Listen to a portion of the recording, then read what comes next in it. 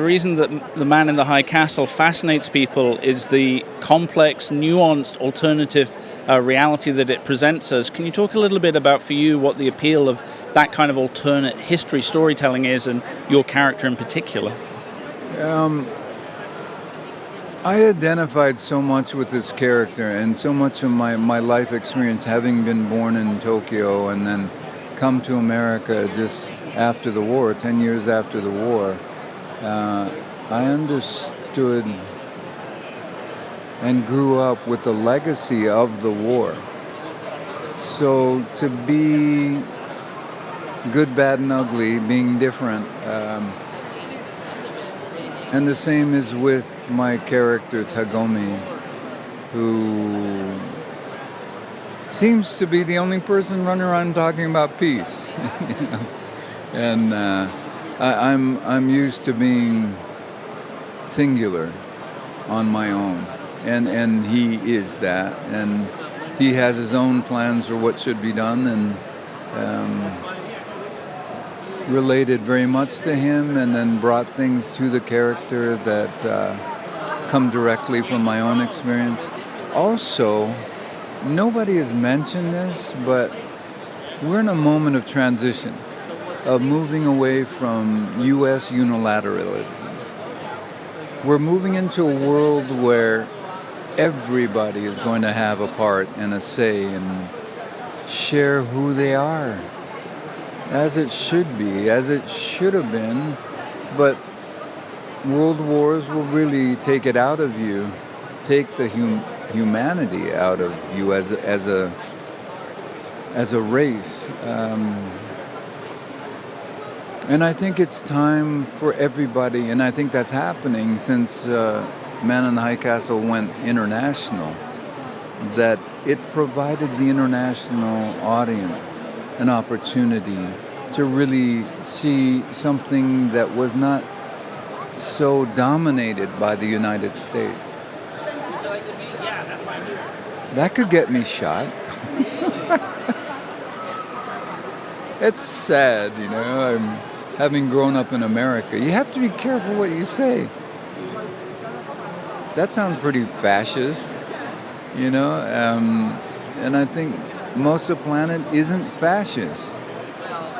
It's only the fact when you have so much power to scare people, that fear is the overriding power that takes away from the truth of things that are real.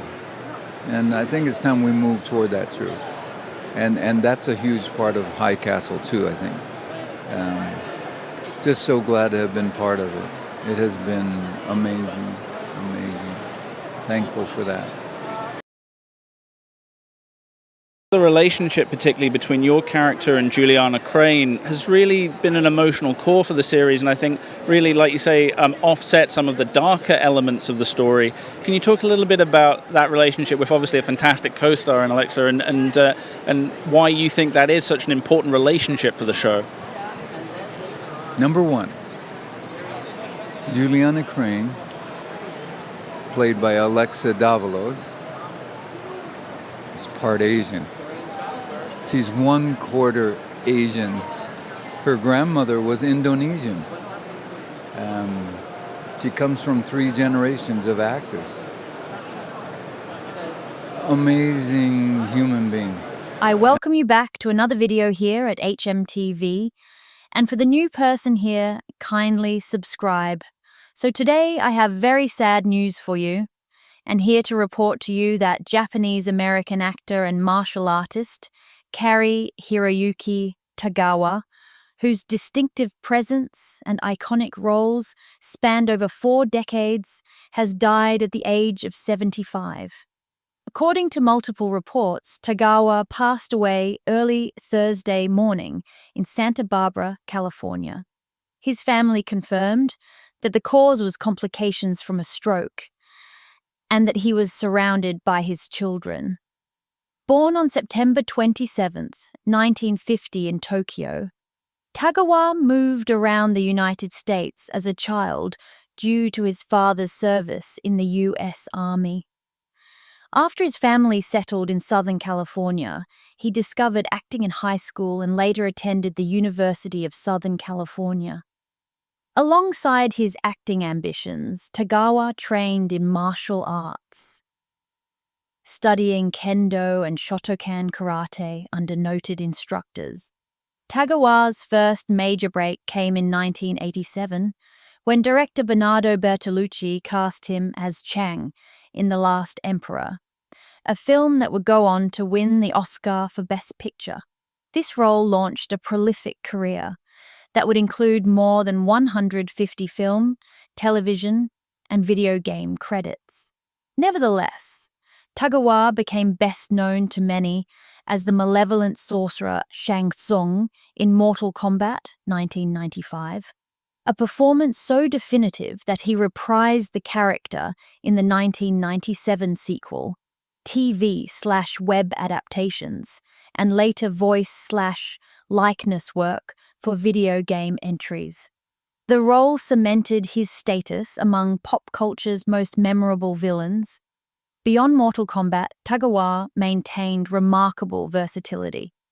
He appeared in major films like License to Kill, Pearl Harbor, Planet of the Apes, Memoirs of a Geisha, and TV series like The Man in the High Castle, where his portrayal of Trade Minister Tagomi showed a far more nuanced and introspective side than his villainous roles.